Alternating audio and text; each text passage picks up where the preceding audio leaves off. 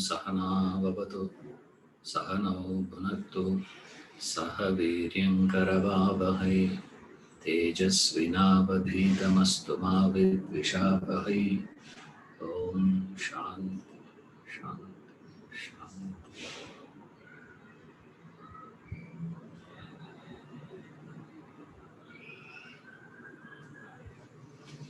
Hari Om.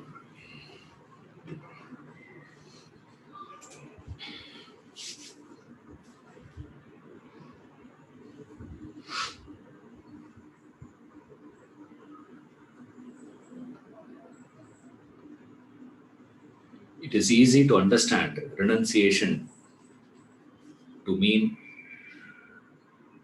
running away, escapism.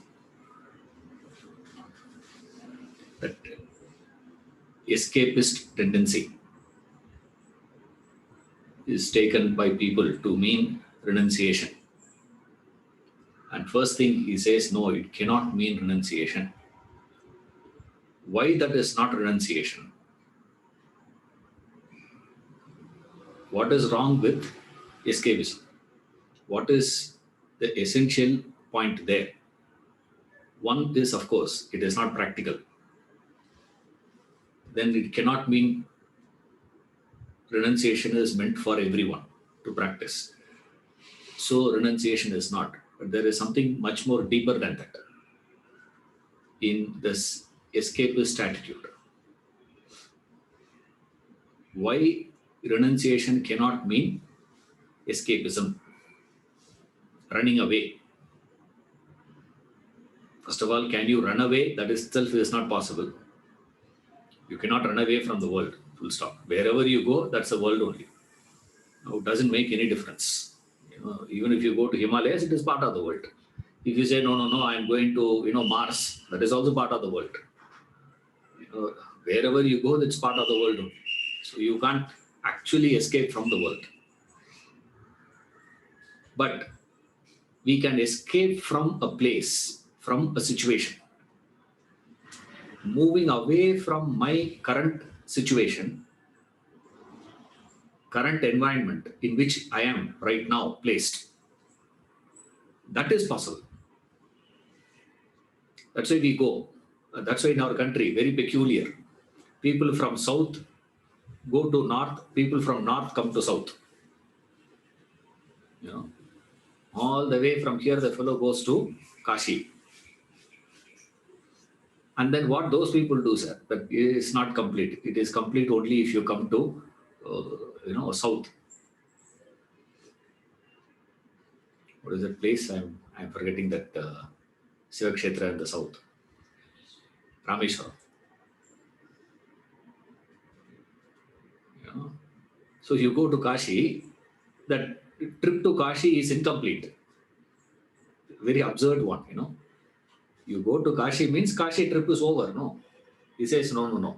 Kashi trip is complete only if you come to Rameshwaram from there and then go back to Kashi again. So first you have to go to Kashi and then come to Rameshwaram, take a sand from here and take that and put it in this one. Peculiar one. Only to show what? Doesn't make any difference. You go like that up and down 2 times, you understand what? No matter where I go, that you will understand. Like that here, it says escapism. What is wrong with running away, sir? Running away is escape. Escapist, essentially what is he? Essentially, that behavior is a cowardly behavior. You see, if I try to escape from my situation, and invariably I try to escape from the situation only when I perceive a problem in that situation, in that environment. If I'm enjoying my life, nobody is going to be thinking of escapism. Now I am put in a situation, but that situation is so unpalatable to me. It is so painful to me, and I am not able to find a solution to that pain, and I am not able to bear that pain. and that situation is so overwhelming for me, the only solution I have is what? Get out of that. And such escapists were glorified by us. That's where the problem is. That escapistic tendency is glorified. Then you are glorifying cowardliness. Okay. So escapism is cowardly. Is that all? No. If you intensify that situation more,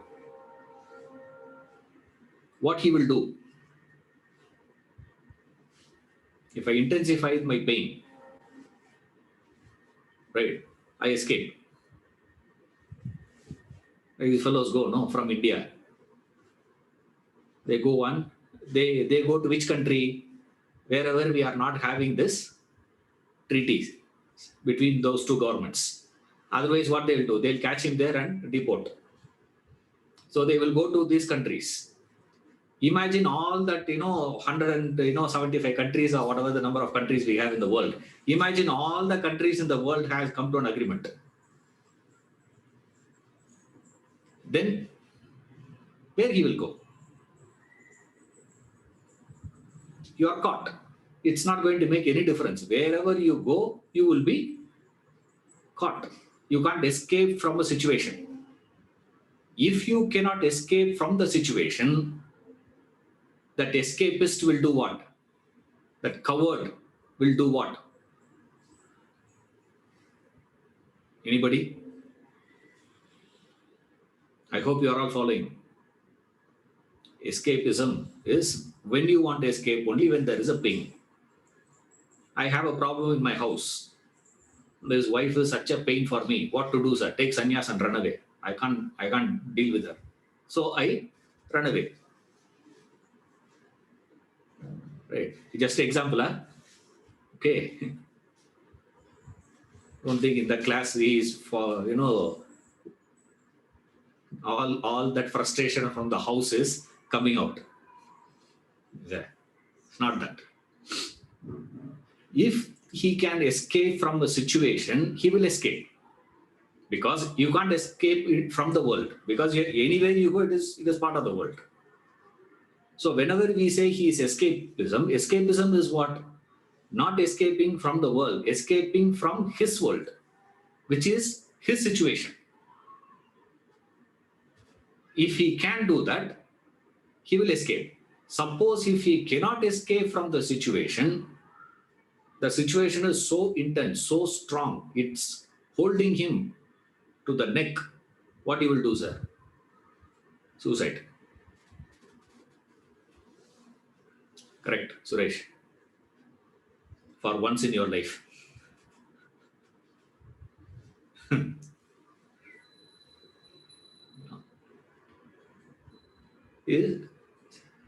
What he will do? He can't manage. When he cannot manage that situation, nor can he face that situation. He doesn't have the courage to face the situation. What to do now? The only option is escape from the embodiment itself. Get out of the embodiment itself. Therefore, essentially, when you are an escapist, you are carrying the tendencies of what? In a very subtle way, you are contemplating the possibility of committing suicide. You are carrying that suicidal tendencies. Therefore, we say renunciation can never be equated to escapism. It should not be. That's why very, very orthodox people who take to sannyas, they don't take sannyas suddenly overnight. They don't do that. They will make an announcement that next year I'm going to take sannyas. And 1 year they will be living in the same house with the wife, children. If there are grandchildren. and the neighbors, cousin, all those people, all that group will be sitting, and he has already announced that next year I'm going to take sannyas, and he makes announcement after 1 month or after 2 days. 1 month is too much. After 2 days, wife brings coffee, not hot, just lukewarm. She brings coffee and keeps. And the fellow says, in a sude illa, it's not hot at all. Wife says what? Next year, anything he comments in the house, everyone will keep saying what? Hey, why don't you put the channel? Next year, they will say. They tease this fellow to death. That's why what they do is, without making any announcement, nothing, they escape actually. Overnight, they run away from the house. That's not renunciation. That's not true sannyas. If you have to take sannyas, what do you have to do, sir? This is a test they have to go through. What? I am going to take sannyas, announce 1 year ahead, and live in that same environment. That will show your true colors. That's why traditional people will do like that, not the other way. The escapism, running away from environment, is not. And what is so interesting is all of us will quote Buddha, Shankara, Buddha.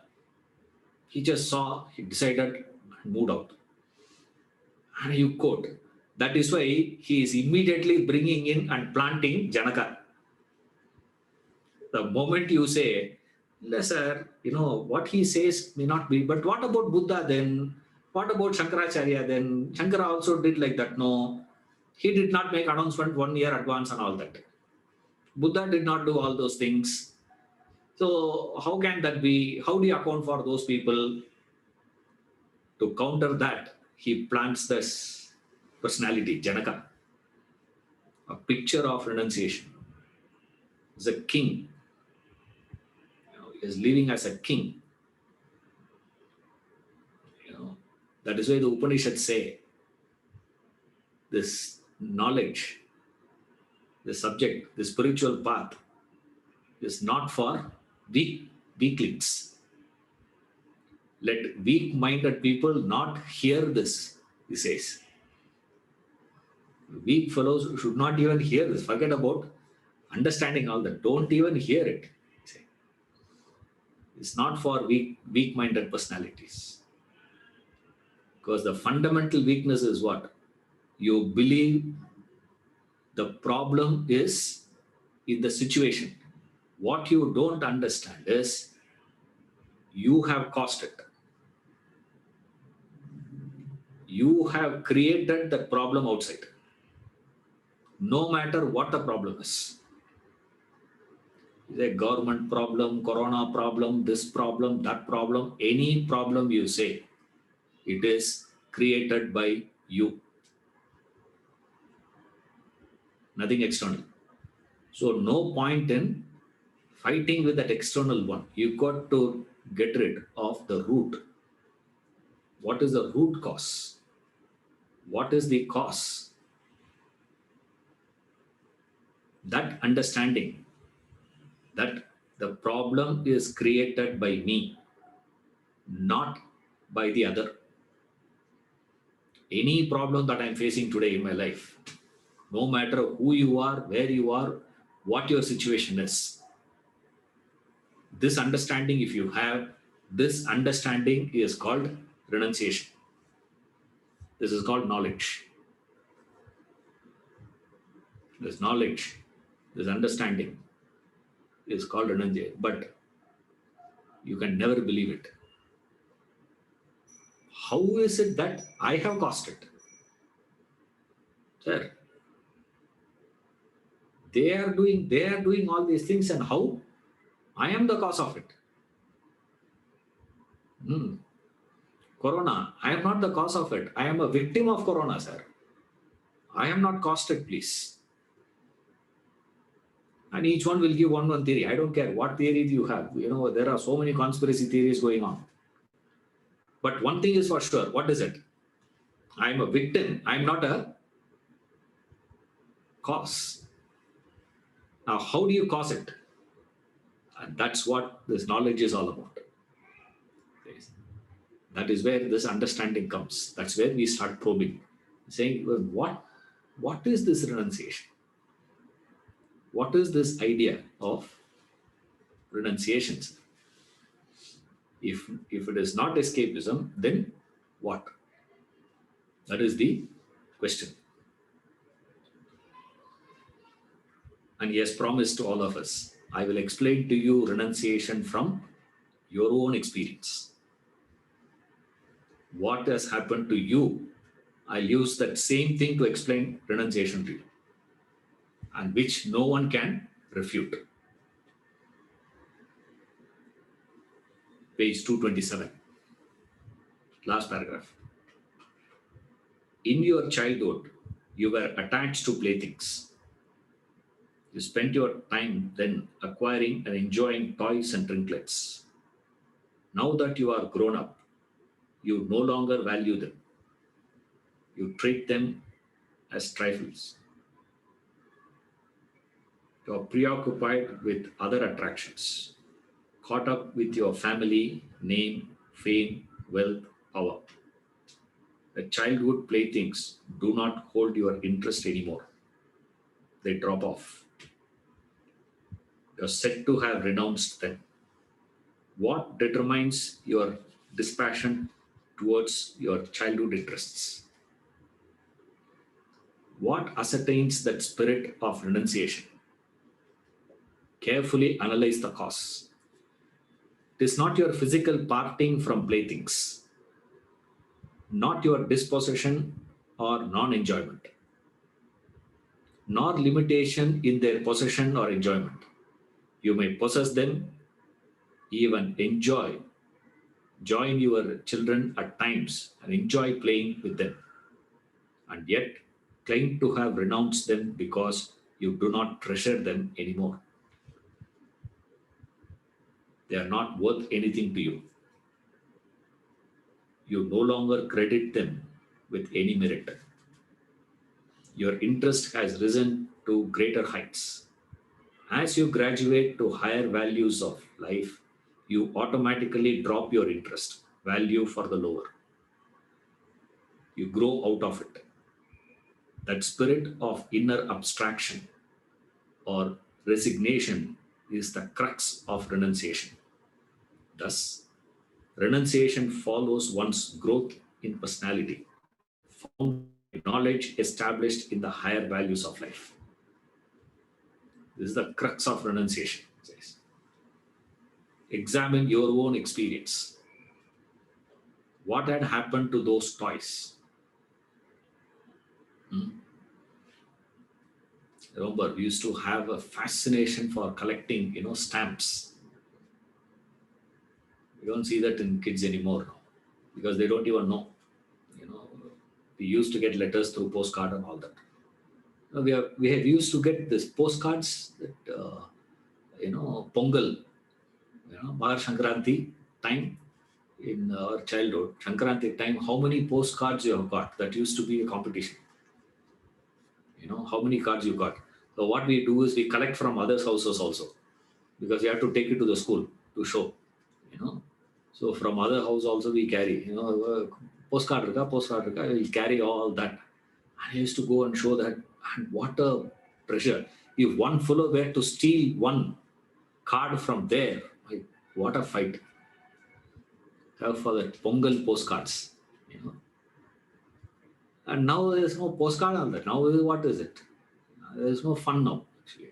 In those things, of course, these kids have different fun. Right? Their fun is PUBG, kill that fellow, chop off his head, this, that, and all that. Now they have different toys, all, virtual toys. They have.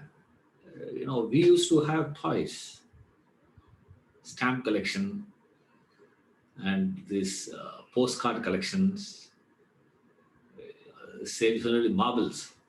How many marbles you have? This one. Even this matchbox, I don't know how many of you have done that. We used to do this matchbox, that the sticker you get, no, the cover, that we have to take out very carefully. We have to take it out and put it in water and let it get wet. Then you remove it, will come out properly, and then you can dry that, have a bunch of it. And we used to have exchange, that used to be like currency for us. So many toys, so many like that. I'm just, whatever we were doing, I'm just saying. So I don't know what all each one have done. So each one, whatever you have done, you have to go back to that. Monopoly game, Bombay trade is called as, we didn't know what is the meaning of that. We used to call it as Bombay trade those days. Very big one that was. Santa Cruz and Lower Parel. Build a house there, only there. Original, no chance. Forget it. In the trade game, we used to play. Keep that and enjoy.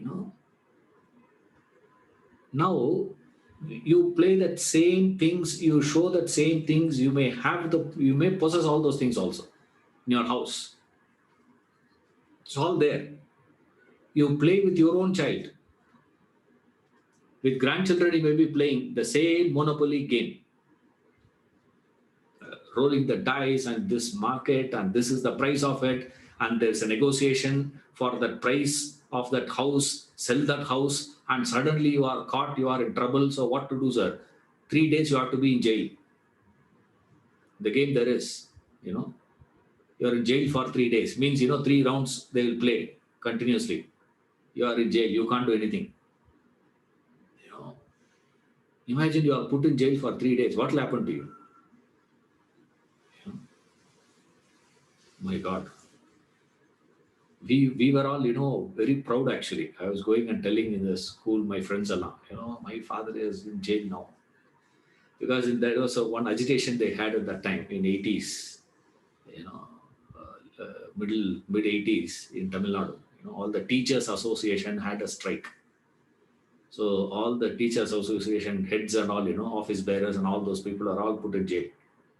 So, father also had been to jail for about 10 days. We are so excited to go and see him in the jail. What an excitement! Because we have seen that in the dice game, that Bombay trade.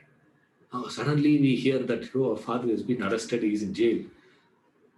What a proud moment that was. Because in that agitation, he was arrested. Imagine you get arrested, you have to go to jail.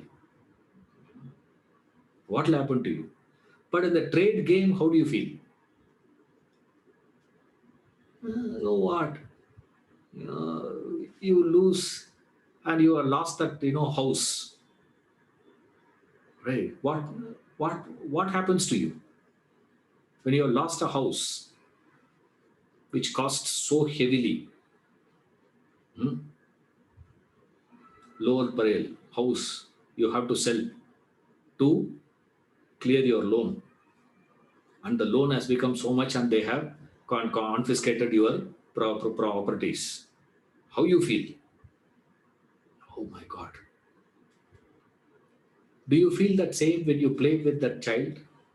Same trade game. What is so interesting is, ask this one question. You are also playing that game. The child is also playing the game. Who is enjoying the game maximum? You or the child? Who is enjoying it? You are also possessing, he is also possessing.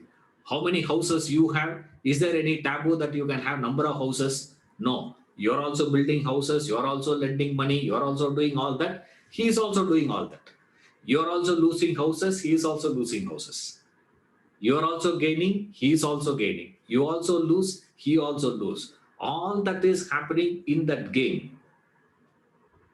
Now, what is interesting is, by end of the game, what is your state and what is the state of the child with reference to the game. That's all renunciation is. If you can bring in that same attitude with reference to your own house, with reference to your own money, right? That monopoly money and this money, both are same. If you can bring that attitude, that vision, that understanding, that knowledge is what he calls as renunciation. That inner abstraction, that inner resignation. It has got nothing to do with you possessing or not possessing.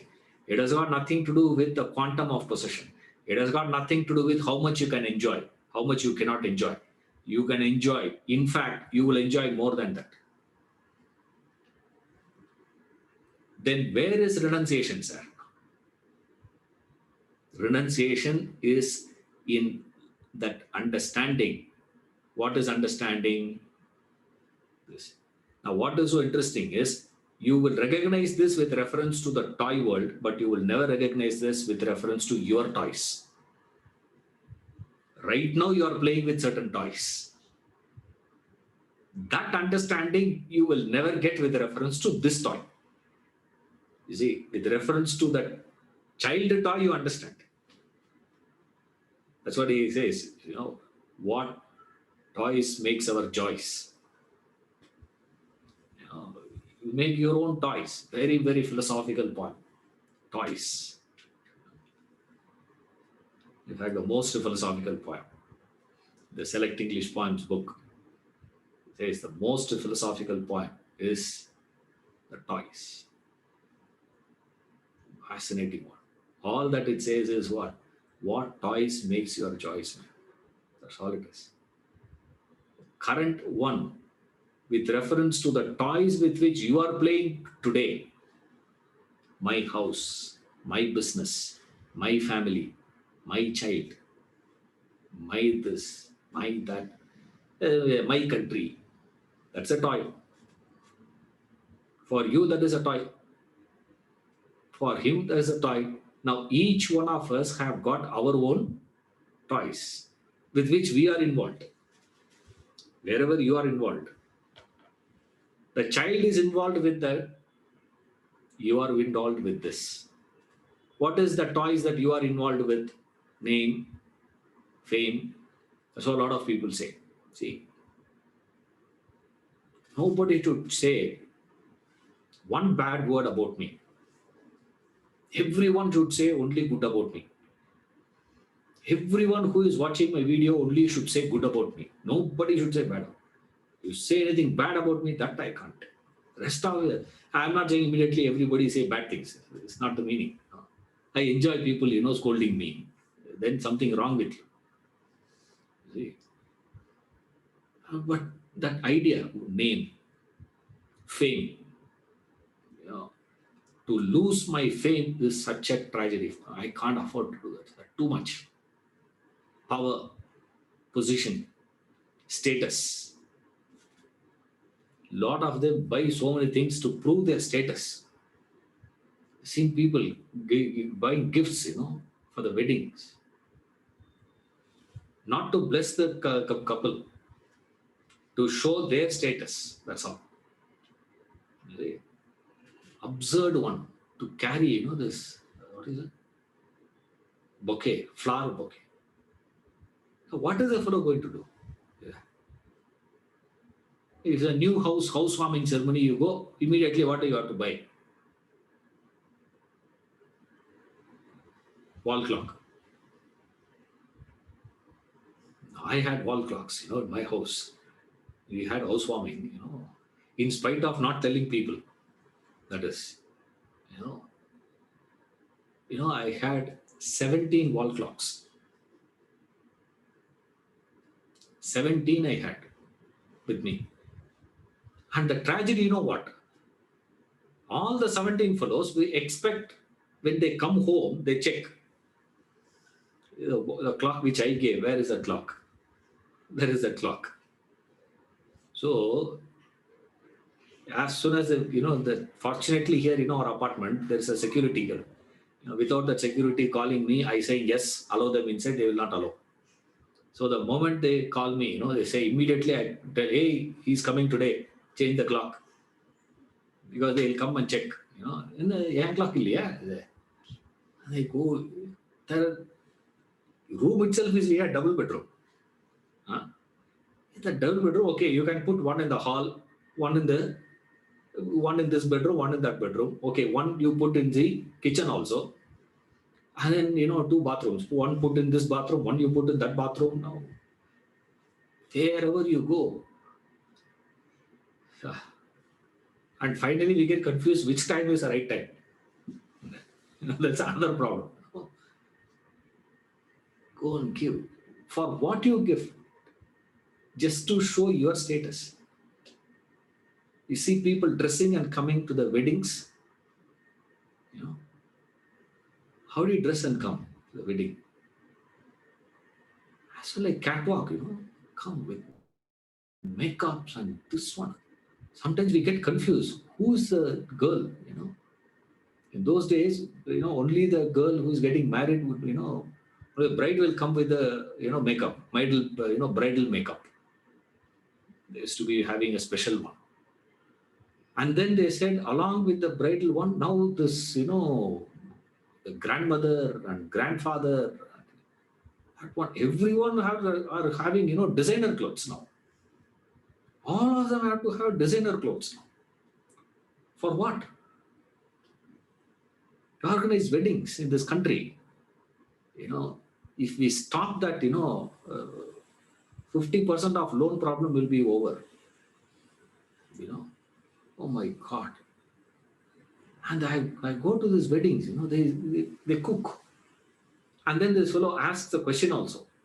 When people are not having enough food to eat, why are you pouring milk in the Abhishekam in the temple, wasting milk? You can give it to the poor, no? I go to that fellow's daughter's wedding. He was asking me the question a few years back. He forgot, but I remember. I went to his, daughter's wedding. The number of dishes they had, I was counting. Every wedding when I go, I count the number of counters they have, dishes. I stand the first thing I go to the dining hall, not to the bride. Who cares? They don't care because they are not waiting. If Ishwaran is not coming, we will not get married. It's not the case. Anyway, they are going to get married. What is my problem? So straight I go here. And what I do is this. It's a very interesting one. Next time when you go, check that. Number of dishes. For what? For what? One fellow had organized a wedding here. 400 crores. And then IT raid came. Obviously, IT raid. Why is it 400 crores? For what you have to do all that? Status. Money. Family. Or else emotional.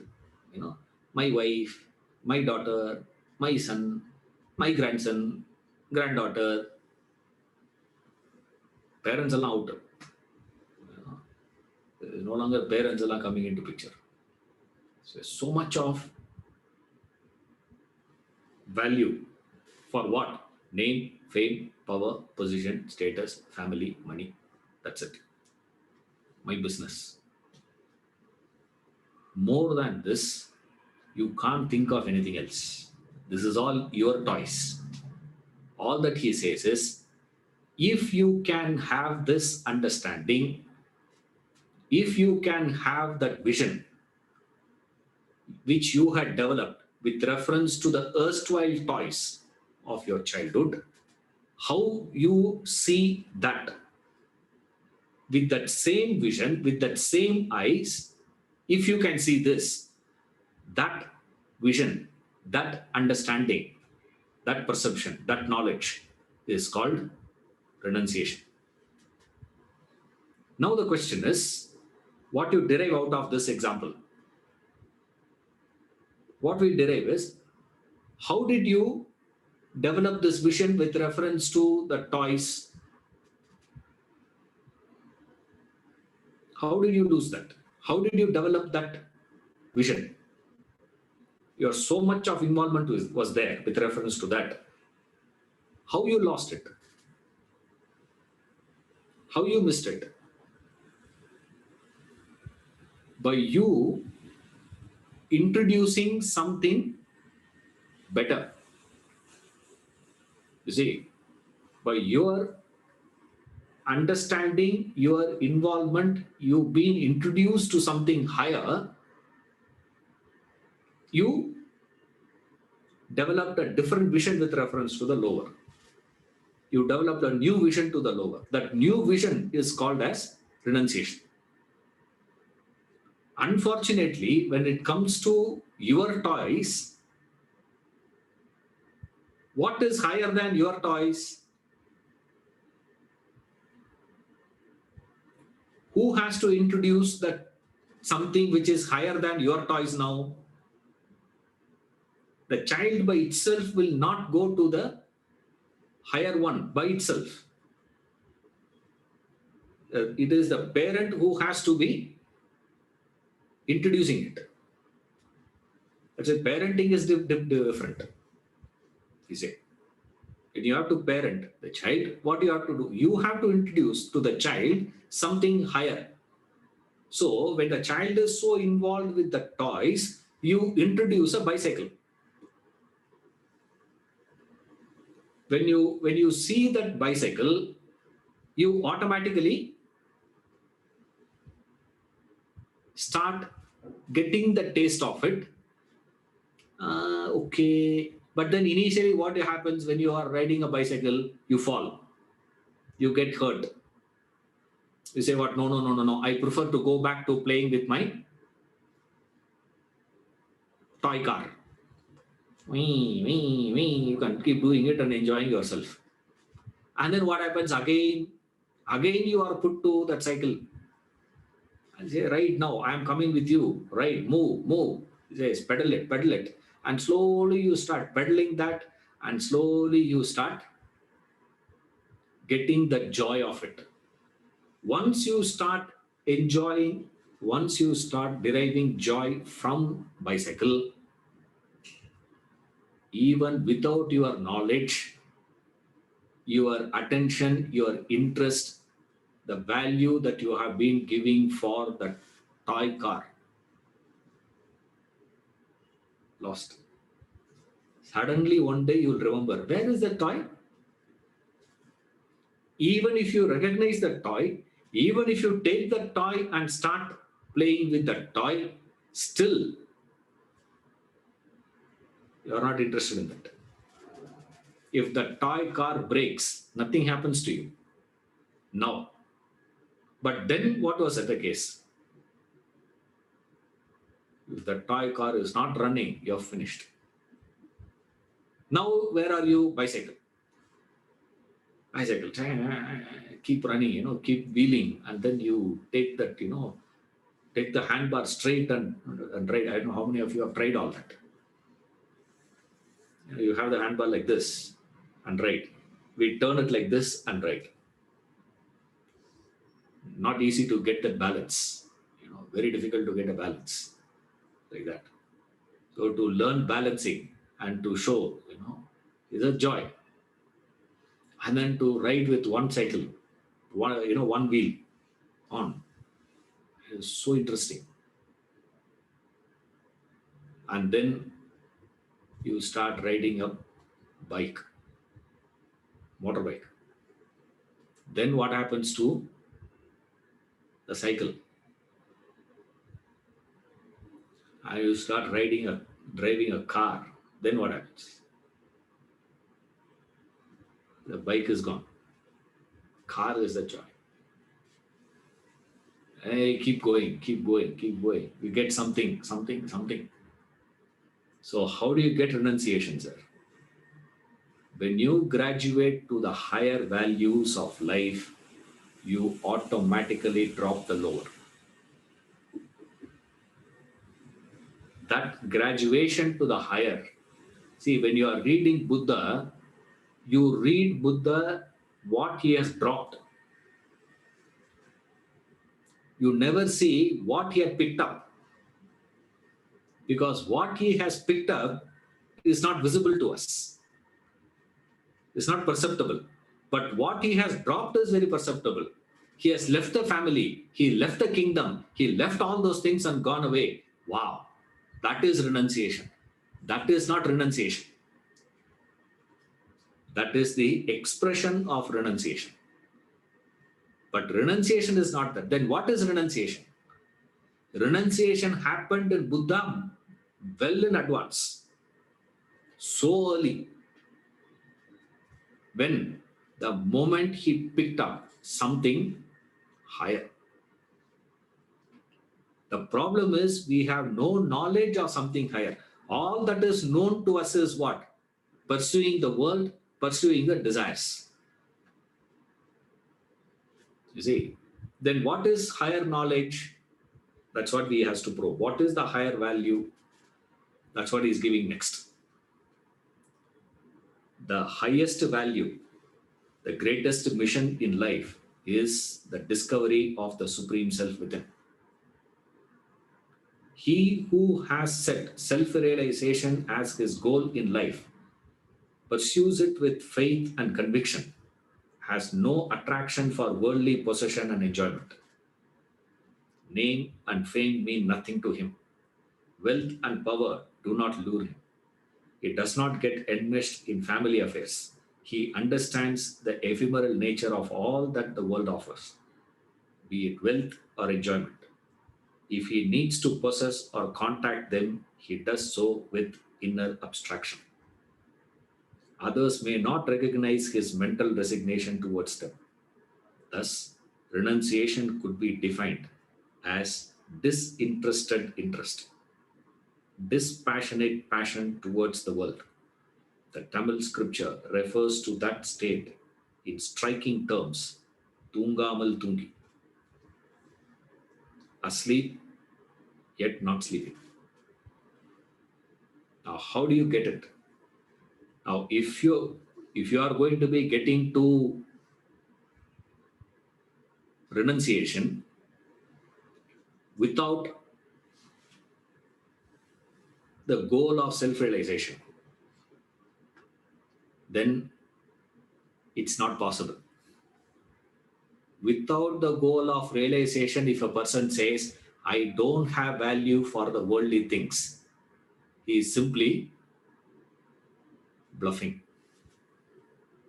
It's a misnomer. It is not possible. He may not know it. You see, sir, I'm not interested in realization and all that. A lot of people say, I'm not interested in realization, all those things. But, I wanted to withdraw from all that possessions, possessiveness, this enjoyment. What is in the worldly enjoyment? There's no meaning in that. All this. But I'm not interested in realization, all that. Then what he says is just fooling himself. Renunciation is possible only after you set the goal of realization. Without that goal of realization, it will not work. It doesn't work. That is what he refers by that inner abstraction. That inner abstraction. You get into that state. You withdraw from the world. Inner abstraction is you abstract. You move away from the world. World of what? World of possession and enjoyment. What is the possession and enjoyment? See, this is where the problem is. Now, what we don't understand is certain fundamental things about life, we have a total misunderstanding. We believe that I am possessing something, I am not possessing something, I am doing something, I am not doing something. Whatever you are doing only because of that gives you happiness. When a man says, I am pursuing my happiness, I am pursuing happiness, To all our eyes, he looks selfish, isn't it? Is it not? Imagine someone asks you, what's the mission of your life? I want to be happy, sir. Another fellow says, what is the mission of your life? I want to serve the world. Another fellow says, I want to gain knowledge. Another fellow says, I want to become a scientist. When you see all these people, whenever the other fellows are giving answers, everyone will be quiet. The moment what this fellow said, I want to be happy in life, sir,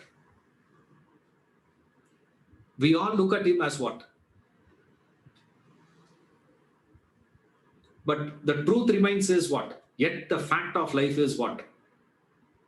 All that you are doing in life and all that you are avoid doing in life, everything is done only with the idea of happiness. You are attending the class, why? Because it gives you happiness. Another person is not attending the class, why? Because that gives him happiness. To him, attending a class is a torture. So if you want to torture someone, that's what I used to do. Not now, those days. When I am really angry with my friends, if I want to really put them in trouble, I'll tell them, hey, some program irukku, let's go today. Where?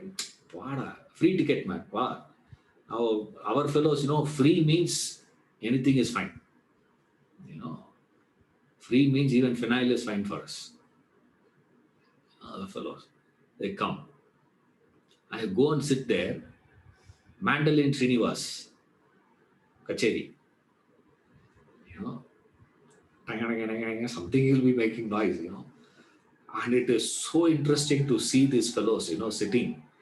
And deliberately I'll be saying, some gamakas, here and there, some, notes he plays. That note, he'll say, wow, super. And this fellow will look at me with such irritation. You want to torture someone, take them to classical music, Carnatic classical, particularly instrumental. If you want to really torture them, at least vocal, there's something, this one. And this mandolin Srinivas, without any expression, will be playing, he'll be playing, very difficult to understand. There are few people will have a lot of movements in the body. There will be some entertainment is there. But this fellow is the worst of yes. Not about his music, I'm saying. To these guys, pain. Why? They can't connect to it. You see, they don't relate. Pain. So for him, he is not coming. Why he is not coming? That gives him pleasure. Why you go there? Because that gives you pleasure. But if a fellow were to say that I am going to be pursuing, seeking happiness, looks in our eyes selfish. And when spiritual says, when religion were to say, you are not seeking just happiness, man, you are seeking bliss. Absolute selfishness. And the best part is, even the spiritual teachers have started saying that now. That's tragedy. Seeking. How can you be seeking? All of you should be like Gaja. He had one character. All this, he smuggles people, human trafficking. So he sends fellows from Chennai to Dubai. In a movie, not in real. Okay. Yeah. So the hero and his friend, they ask him, see, we are sending all of us. When are you going to come? He will say, all of you go to Dubai first. Last ship, I will come. He says, Gaja, that fellow. Like Gaja, we all come last. And we think, my God, he is the greatest man. Why? Because he is standing last there. Bad fellows. This is called delusion. What is delusion, sir? When you are, it is not that Vedanta is asking you to pursue happiness. Remember, it's not the world is asking you to pursue bliss. The fact of life is you are pursuing it. You are wanting it. One fellow is living his life. Why? Because he is finding pleasure in living. Another fellow is attempting suicide. Even suicide looks pleasurable in your own life at some point of time. Imagine you get a terminal disease with excruciating pain. What does that fellow say? It's it's better to die, he says. Why? Living is pain for him. When living becomes a pain for him. Now, what is renunciation, sir? Renunciation is to understand where it is lying. Where is this bliss that I am seeking exists? That understanding. That is called renunciation, he says. Now, where is that existing? That is in the self. To pick that goal of life and pursue it. When you are fired with that goal of realization, with the goal of bliss, you understand what it's not that I am going to attain that. It's not that you are going to attain to realization. It's not that you are going to get realization. It's not that you are going to attain bliss. Bliss is your real nature. That is what you are. Take it or leave it. Doesn't make any difference. Bliss is your nature. Now, whether you accept or you don't accept. But the problem is we don't see that bliss. We seek what is it that you seek? You're seeking the lower. What is seeking the lower? Seeking this world. Seeking the lower is called a desiring, craving. And what is the problem there, sir? The problem we have seen. Many times I've told you. What is the problem of desires? With the desire, what is the problem? Your desire can never be fulfilled. No satiation is possible with the desire. Whether it is fulfilled or it is not fulfilled, you will never get satiated in life. There's no satiation for it. Why there is no satiation for desires? Why is it that desire can never be satiated?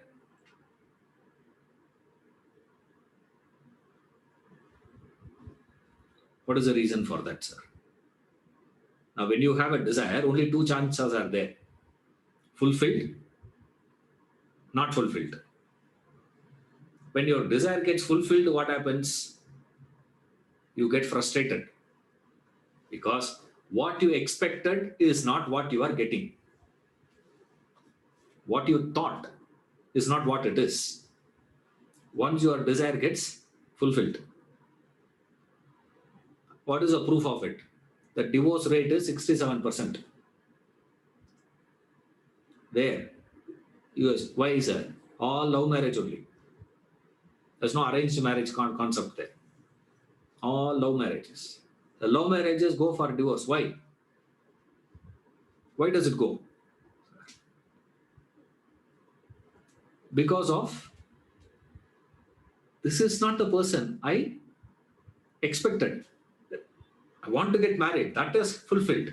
But what you expect out of that fulfillment of that desire, that you will not get.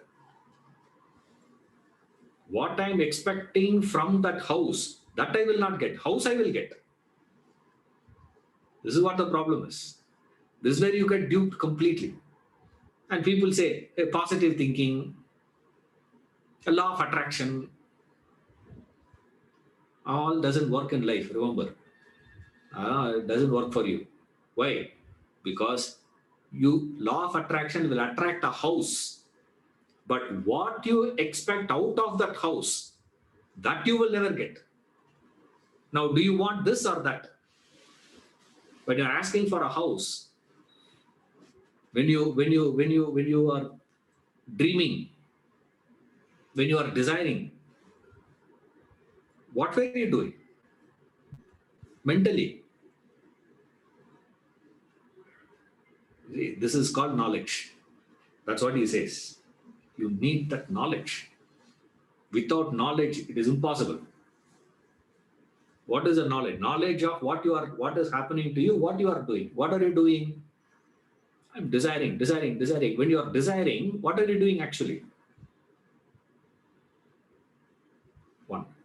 Now, before that, you understand, okay, sir, doesn't matter what I'm doing. Let me go ahead and fulfill it.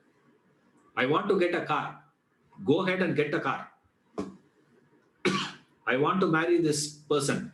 Go ahead, get married. Want to build a house. Build it. I want to get that post. Get that post. I want to get that position. Get that position. I want to become famous. Become famous. But the tragedy is, what you expect out of that house, what you expect out of that person, what you expect out of name, what you expect out of fame, that you will not get. Highly frustrated life. Desire fulfilled life is a frustrated life. You never recognize it. People don't see it. That's the tragedy of life. And that is called delusion. Even when you are going through it, you don't register it. And when your desire is not fulfilled, anger. Your desire fulfilled, frustration. Remember, when you entertain a desire, only two chances are there. This fulfilled, frustration. Again, sorrow. Agitation only. Unfulfilled, anger, again agitation.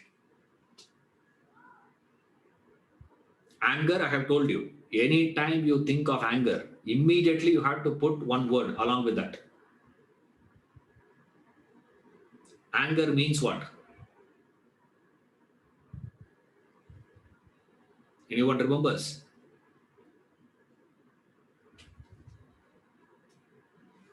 Anger means violence. Remember, anger means destruction.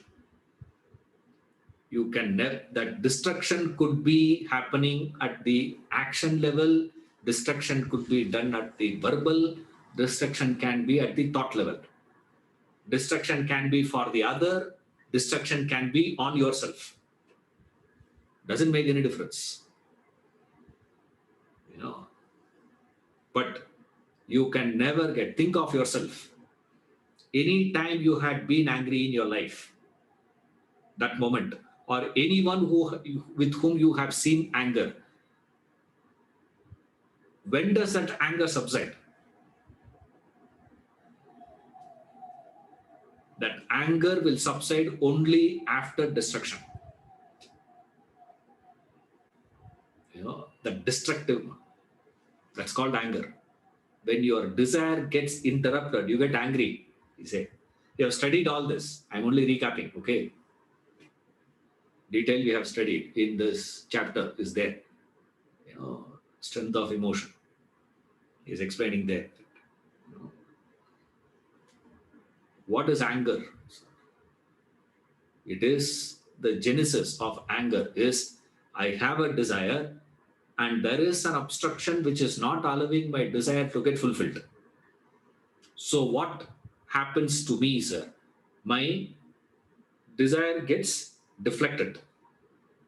The deflected one is called anger. When the desire gets deflected, means it's the same intensity, same thing, takes a different turn. Towards what? Towards destruction. That is why anger is a problem, we say. Not because anger gives you BP. If at all you fellows, think of, I want to reduce my anger. Why do I want to reduce your anger? BP, sir. Increases my blood pressure. This one happens, that one happens, my relationship in trouble. Vedanta is not teaching you to drop anger because it causes so many of economic problem. You get into financial problem. You get into relationship problem. That is not the reason. You have a very wrong understanding if you believe Vedanta says for that. Vedanta is asking you to drop anger, not because of that. Vedanta is asking you to drop because anger means violence, means destruction. You will not be satisfied till you destroy.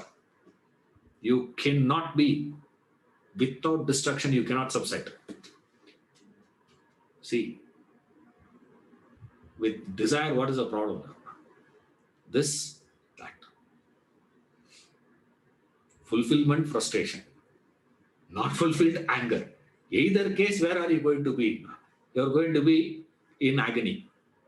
Life is going to be full of agony only if you are going to be living there. Why your desire can never be fulfilled? This is where next level of thinking comes in. Stay with me for a few more minutes because I don't want to give a break now. Okay. I can't pick up that same momentum again.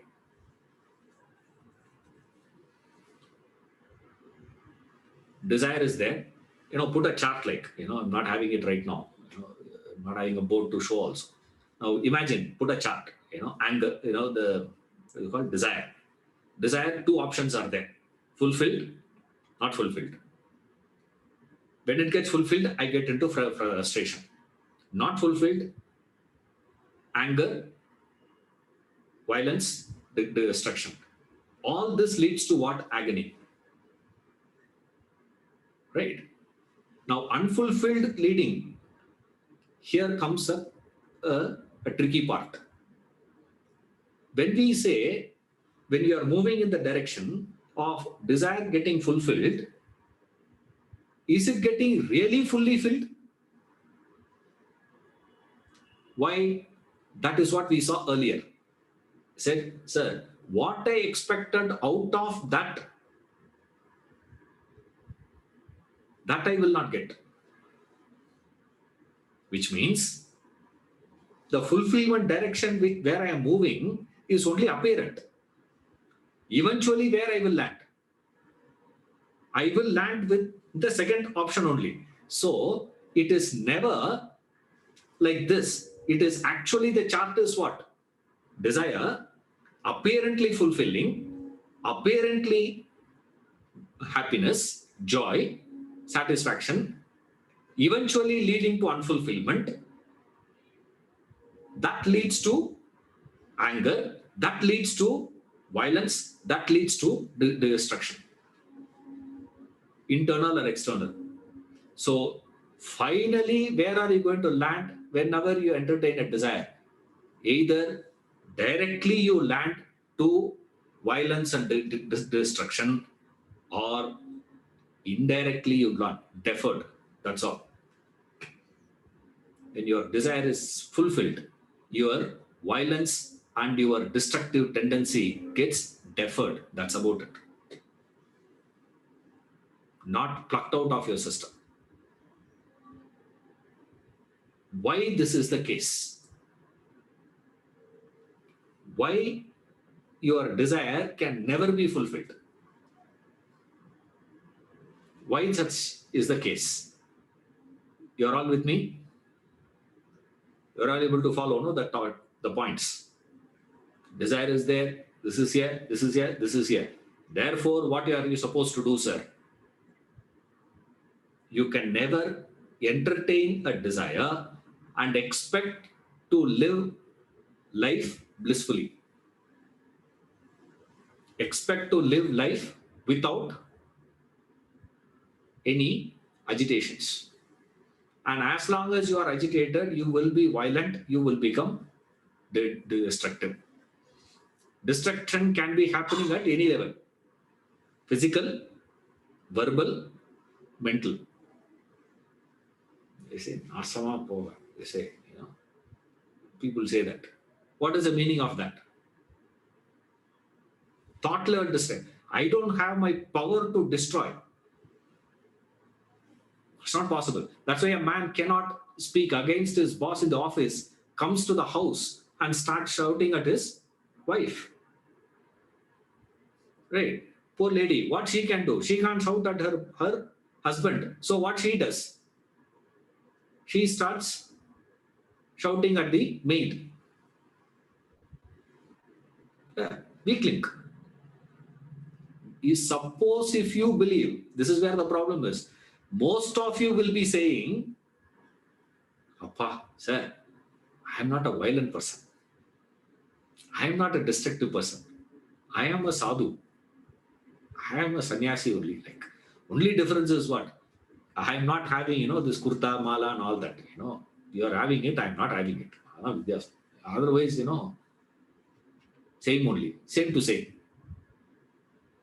You know, that is called delusion. You don't see it. Why you are not seeing it? Because there's lack of this awareness. That's what he says. That awareness should be there. You should be conscious. Unless you are conscious of it, it's not possible. You're not alert enough to register it. Now the question is, if desire is going to be leading to all these things only, the point is, all this is because it cannot be fulfilled. Your desires can never be fulfilled. Not possible. The question is, why? Why your desire can never be fulfilled? This is called knowledge. When you have this knowledge, when you understand whatever you desire in life doesn't make a difference. Whoever you are, wherever you be, doesn't matter. Your desires can never be fulfilled. Then, how will you look at your desires? How much ever emotionally it can be triggering, doesn't make any difference. It's a movie, not real. That scene is such a fascinating one, that the way they have set that scene, and the music in the background, the colors, and that combination, that hero, that heroine's expression and the hero's expression, and the backdrop they have, all that can be there. You watch all those things, but yet you understand something, what? It is not real. Therefore, something happens to you. Whereas the child who is sitting next to you, let's say you should take a child, to a 3D movie. Very, very interesting. What happens to those kids? I remember My Dear Kutti Chatan, the first movie that came in Tamil in 3D. My Dear Kutti Chatan, where they'll bring, conais. It'll come to the screen like my hands coming, it comes like that, it'll come. And all of us were having it. So interesting to see. First time, we don't know. We had no idea what is 3D means, So interesting to see that. The child thinks what? Actually, that lion is bouncing. And the mother says what? Lion is gone. Now you open your eyes. And then he opens his eyes and says, Appa, fine now. That's the difference. How? That understanding. The moment you have that understanding with reference to all that you have been pursuing, why you are pursuing all that? Because you are valuing. From where that is coming in, sir? Desires. That's called a desire. And your desire can never be fulfilled. Now the question is, why is it that your desires can never be fulfilled? Okay. Why? No matter what, your desires can never be fulfilled. Fulfilled means fully filled. Total satiation. You can never be satiated. The desires can never be satiated. That's why it is compared to fire. In the Shastras, it compares it to fire. It says any amount of wood you add, fuel you add to fire, it will go on consuming it. As it is consuming, it swells and grows, and it's ready for more fuel. If there is a matchbox, there's a matchstick, small fire. You pour 1 liter of oil on top of that, what will happen? The fire will get extinguished actually. It will not catch fire. Try. It will not. You put so much of wood on top of it, it will die. The fire will die. But once that fire is growing, after that, what is it, sir? As you keep adding that fuel, what happens? Every time you are fulfilling your desires, what is happening? It is consuming that and it is asking for more now. The fuel added more and more to the fire. The fire consumes all that fuel and it is ready for more. Therefore, no sample of fire you have in the world which is satiated, satisfied with any amount of fuel being added to it. It will want more. No satisfaction. Similarly, your desires also can never be satiated. The question is why? I'll give you 5 days. Okay, 5 days homework. Try. Try to figure out why is it the case, sir? No desire can be fulfilled. Why desires can never be fulfilled? Right?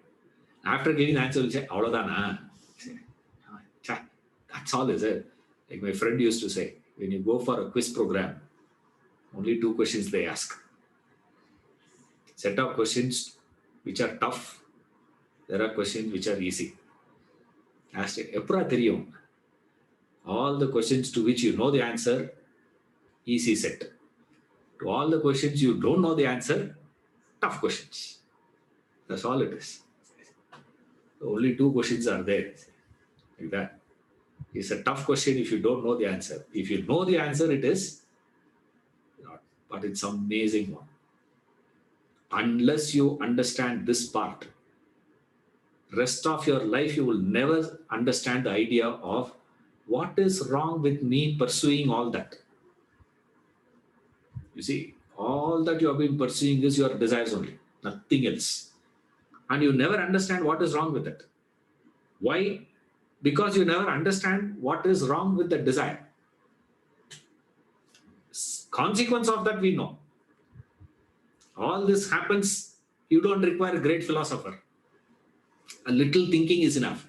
You will understand all this. Fulfillment, and then that fulfillment is not complete. It is start asking for more. When I am not getting fulfilled, what happens? Anger. Anger leads to violence. Sometimes this itself looks too much of philosophy to people. But this is not the crux. The crux of Vedanta is not here. The crux of Vedanta is one step behind it, where they probe and say, okay, why desire cannot be fulfilled? Satiated. When you have that knowledge, the consequence of that knowledge is renunciation. Without this knowledge, if you say, I'm going to leave it, I'm going to drop it, then you are simply imitating Buddha, Shankara. By imitation, nothing you can achieve. You see, you cannot become Buddha by imitation. That's why every year, Buddha Purnima, thousands of people sit on that same Bodhi tree and meditate full night. Not a single Buddha has emerged out of it. Thousands and thousands of people sit and do, Buddha Purnima day. And they get pride also. I went for the Buddha Purnima. Fantastic times. Superb it is. Why is it? It has got nothing to do with the moon. It has got nothing to do with the Bodhi tree. It has got nothing to do with any one of this. It is to do with the man who was sitting under it. You are not that man. What is the difference between that man and you? You see one part of that man, what he dropped, but you never see what he had picked up, what he has understood. What he has understood is this, the hollowness of pursuing it. What is the real value of desires? the objects and beings that I have been desiring this world, what is the real value of it? That is knowledge. That knowledge is what he says is the background, he says. Without that knowledge, you can never get this thing. Right? I'll see you in the next class. Hari Om.